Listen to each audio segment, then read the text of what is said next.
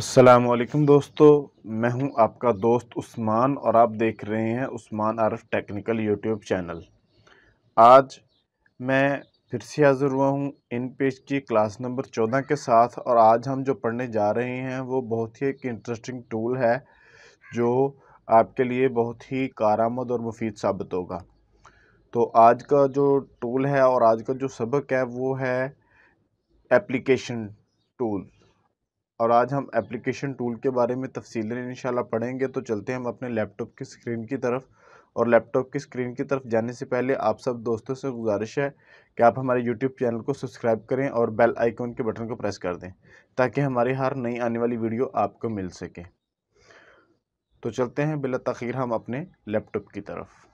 तो चलिए, मैंने एक लिखा हुआ है पेज, ये देखें। इन पेज पे मैंने ये लिखा हुआ है उस्मान आरिफ और इन पेज की क्लास नंबर 14 में आप सबको खुशामदीद। ये देखें, सबसे पहले तो हम एडिट टूल में जाएंगे और एडिट टूल में जाने के बाद यहाँ से हमने पिछली क्लासों में डिलीट ये सारा पढ़ा है, ठीक है। अब हम एप्लीकेशन टूल में जाएंगे। ये जिधर परफॉर्मेंस पे जाके एप्लीकेशन टूल है, एप्लीकेशन टूल की शॉर्टकट की है Alt+11। मैं Alt+11 के साथ ही इसको आगे एक काम करूँगा। यहाँ इसका और आसान तरीका ये है कि यहाँ से अगर आप देखें, और ये हो गया ओपन, अगर आप यहाँ से कट कर दें तो ये जो नीचे ये जिधर ये है, ये जिधर उर्दू इन पेज लिखा हुआ है, इधर आप किसी भी जगह पर डबल क्लिक करेंगे तो आपके पास ऐसी बार एप्लीकेशन परफॉर्मेंस शो हो जाएगी।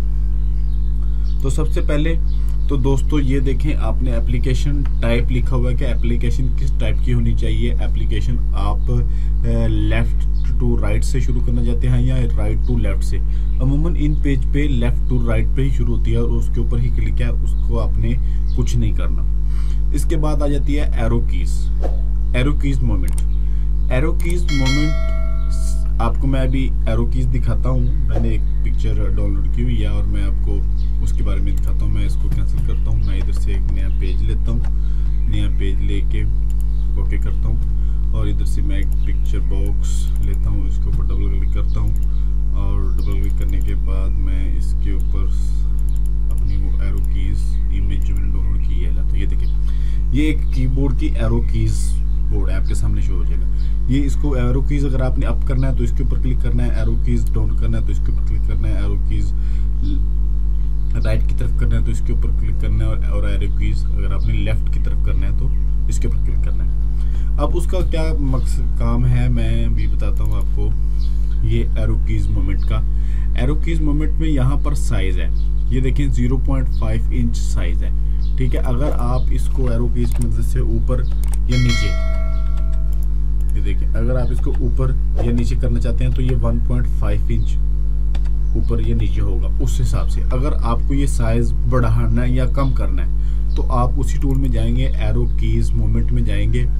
तो यहाँ से अगर आप सेलेक्ट करते हैं, मैं मिसाल के तौर पर 1.5 इंच 1.5 इंच मैं इसको ओके करता हूँ, सॉरी 1 इंच कर लेते हैं। 1 इंच 1 इंच मैंने किया तो ये देखें नीचे आ गया, दुरानिया बढ़ गया। अगर मैं इसको कम कर देता हूँ, मैं इसको कर देता हूँ 0.2 इंच, तो फिर मैं ओके करता हूँ तो ये देखें आहिस्ता आहिस्ता हो रहा है। ये आप अपने हिसाब से एडजस्ट कर सकते हैं। अब ये जो नीचे है विद कंट्रोल का मतलब ये है कि अगर आप कंट्रोल के साथ इसको क्लिक करना चाहते हैं तो कितने साइज पे करना चाहते हैं, तो ये अमूमन चाहे रहता है। इसको आपने बढ़ाने और कम करने की आपको ज़रूरत नहीं है क्योंकि आप तो काम ऊपर वाले ही टूल से कर लेते हैं। ये वैसे इसका काम है कंट्रोल के साथ। अगर आपने किस साइज़ पे left right back up down करना है तो इससे आप कर सकते हैं। इसके बाद आ जाता है क्लिक पे आप, मैं आपको क्लिक पे दिखाता हूँ, अपने दूसरे पेज पे लेके जाता हूँ। ये देखें, ये अभी मेरे पास ये फाउंड कितने का है, 0.833। अगर आप यहाँ से देखें कि अगर आप यहाँ से ये यहीं रहने देना, इसको कुछ भी नहीं करना आपने। हाँ, अगर आप कम या ज़्यादा करेंगे तो आपके अल्फाज ख़राब हो जाएंगे। अगर मैं यहाँ पे देखो 1 इंच करता हूँ, 1 इंच करके मैं जो ही इसको ओके करूँगा तो ये ब्लैक हो जाएगा। ये देखिए ब्लैक हो गया ना। अब मेरे टूल्स की, अब मैं अगर नेक्स्ट लिखूँगा भी तो फिर भी ब्लैक लिखा जाएगा। ये देखें मैंने कुछ भी लिखा, ये ब्लैक ही लिखा गया, ठीक है, शो नहीं होता। अब इसी टूल की मदद से, एप्लीकेशन परफॉर्मेंस टूल की मदद से हम यहाँ पर वही रहने देते हैं जो पहले था, 0.095 और 97 सॉरी। यहाँ पर हम क्लिक करेंगे तो ये आ जाएगा, इसको छेड़ने की ज़रूरत नहीं है आपको। अब आ जाता है नीचे पिक्चर, ये जिधर आपके पास पिक्चर का निशान लगा हुआ है, यहाँ पे आप क्या कर सकते हैं, मैं आपको एक पिक्चर अपलोड करके दिखाता हूँ। इसके ऊपर मैं इसको डिलीट कर देता हूँ और मैं इधर से एक पिक्चर बॉक्स क्रिएट करता हूँ। पिक्चर बॉक्स में मैंने एक इधर पिक्चर बना के रखी हुई है, बना के नहीं, वो मैंने सेव, ये देखें ये अब आप क्या करेंगे, अब यहाँ में मैं एरो कीज की मदद से इसको दरमियान में ले आता हूँ। अब मैं इसके ऊपर जब मैं एप्लीकेशन परफॉर्मेंस पे जाऊँगा तो एप्लीकेशन परफॉर्मेंस में जाने के बाद यहाँ पर टिक नहीं लगा हुआ, अगर मैं यहाँ पर टिक लगा के ओके कर दूंगा तो ये मूव हो जाएगी, ये ख़त्म हो जाएगी पिक्चर, उसकी डिटेल सामने आ जाएगी। ये देखें अब मैंने इसको ख़त्म किया और इसकी डिटेल सामने आ गई। इन पेज फाइल सी में पड़ी हुई है, यूज़र नेम है उस्मान ग्राफिक्स, क्योंकि ये देखें मैंने ऊपर अपना नाम उस्मान ग्राफिक्स लिखा हुआ। तो ये डेस्कटॉप पे पड़ी हुई है पिक्चर और इस पिक्चर का नाम है उस्मान और ये जेपीजी में पिक्चर है। ये आपको उसकी डिटेल दे देगी। अगर आप कोई भी बच्चा अगर आपके सिस्टम को छेड़ता है तो आपकी पिक्चर यहाँ से गायब हो जाती है, तो आप यहाँ पर जाएंगे और ये जो टिक मार लगा हुआ है यहाँ पर ओके करेंगे तो ये देखें ये सामने आ जाएगी। और इस टूल की मदद से आप पिक्चर की एडजस्टेबल कर सकते हैं। अब आप नीचे आ जाता है जो मेन टूल है, बेहतरीन टूल है, ठीक है, राइट बटन। ये राइट बटन ये है कि यहाँ पर आपने देखा होगा फ्लोटिंग मेन्यू, यहाँ पर एक जूम का मेन्यू भी है, यहाँ पर जूम का मेन्यू है और फ्लोटिंग मेन्यू। ये जो ऊपर वाला मेन्यू है इसका मतलब ये है कि ये देखिए मैं आपको अब दूसरी पेज पे जाते हैं, हम पहले वाले पे। यहाँ पे अब हम राइट अगर क्लिक करेंगे तो यहाँ पर जूम, इंपोर्ट, सेलेक्ट ऑल, ऐसी कुछ इसकी प्रॉपर्टी बार शो हो जाएगी। अगर आप ये नहीं करना चाहते कि यहाँ से जाके जूम नहीं करना चाहते तो आप क्या करेंगे, आप उसी टूल में जाएंगे, उसी टूल में जाने के बाद यहाँ से आप जूम करेंगे। जूम करने के बाद आप इसका साइज रख लेंगे, ये 100% है, मैं इधर से रख लेता हूँ 180 रख लेता हूँ। और जो ही मैं इसको ओके करूँगा तो ये देखें अब मैंने राइट क्लिक किया और ये नीचे देखें 180 आ गया। अब मैं फिर इसको राइट क्लिक करता हूँ तो ये अपनी असली हालत में आ जाएगा। अगर आप अमूमन उसका ज़रूरत नहीं पड़ती, मैंने आपको समझाने के लिए बताया। अगर आप इसको दूसरे मोड पे रख लेंगे और 100% रख लेंगे तो इसको जब जो ही आप ओके करेंगे तो इसका मेन्यू शो हो जाएगा। वो अगर आपने वो जूम टूल क्लिक किया होगा तो उससे ये मेन्यू शो नहीं होगा, बस उससे आपका जूम इन और जूम आउट होगा। उसका फ़ायदा ये है कि आप उसको अपनी मर्ज़ी से जूम इन और जूम आउट कर सकते हैं। उम्मीद है ये भी आपको राइट टू बटन समझ आ जाएगा। अब आ जाता है कलर्स। ये मार्जिन्स मीन ये हाशिए, ये जो बाहर वाले मार्जिन्स, आप इसको कुछ कलर दे सकते हैं, कोई भी कलर दे सकते हैं। यहाँ से अगर हम ओके करेंगे तो आप यहाँ से ये देखें, मैं इसको आपको थोड़ा सा जूम करके बताता हूँ।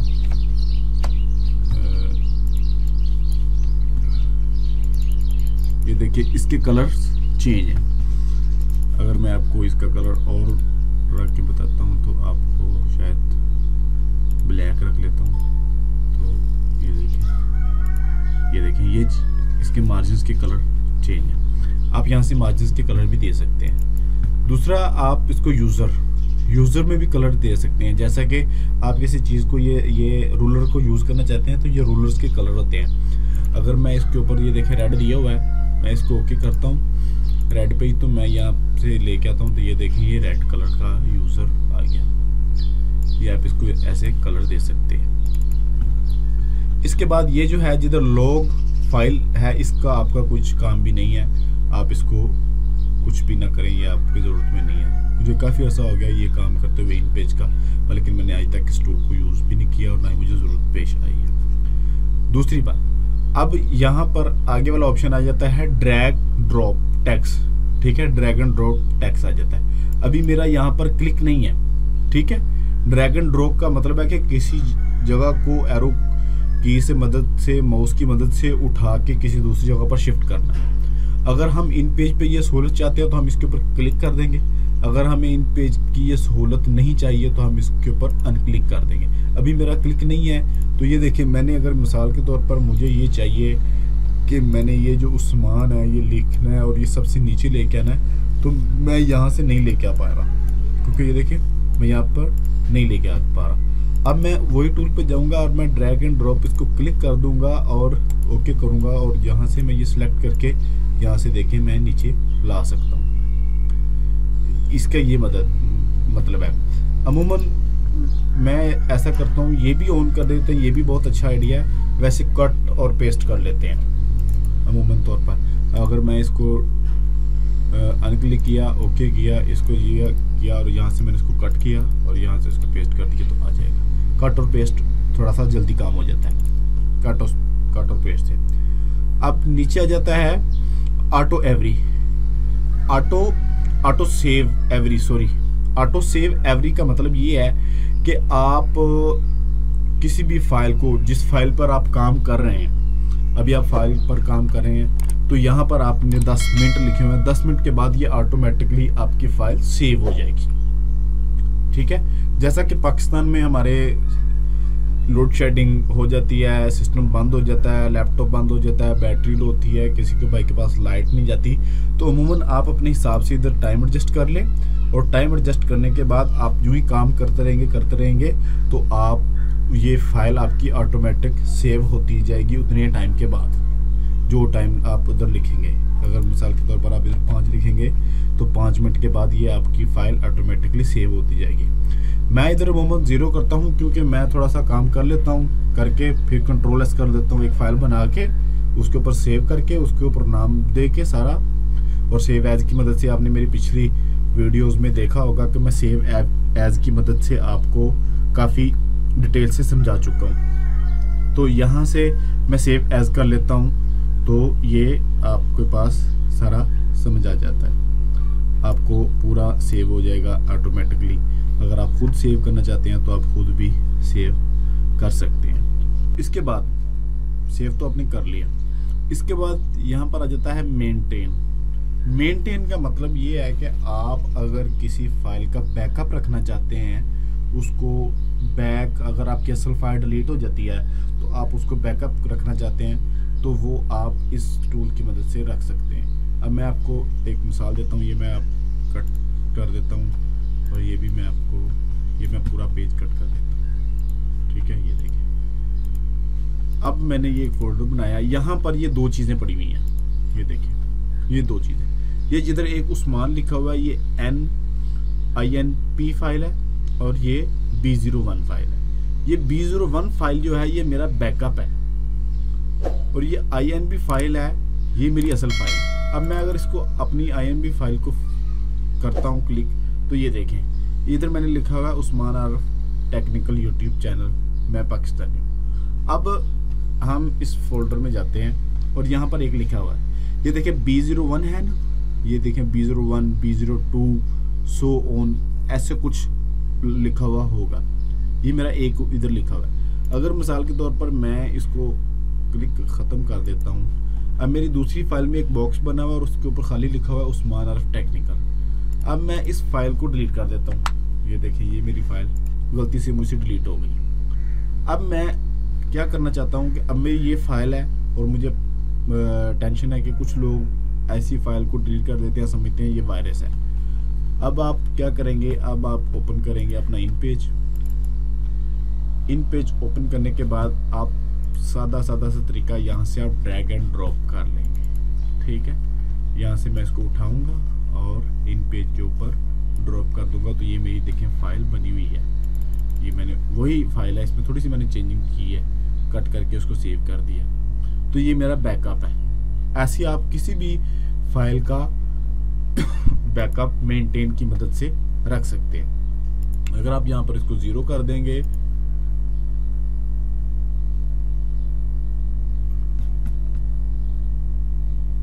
अगर आप यहाँ पे इसको 0 कर देंगे तो ये आपका खत्म हो जाएगा। यहाँ पे आप मैं इन पे दोबारा ओपन करता हूँ, तो ये देखें यहाँ पर अगर आप 0 कर देंगे तो आपका बैकअप नहीं होगा। इसको मुंह में एक ही रहने दें, तो आपके लिए सहूलत है। उम्मीद है कि आपको हमारी क्लास समझ आई होगी और इंशाल्लाह मिलेंगे अगली क्लास के साथ। बहुत ही अच्छे टूल्स हम आगे सीखने वाले हैं। तो तब तक के लिए अल्लाह हाफिज़, अस्सलाम वालेकुम।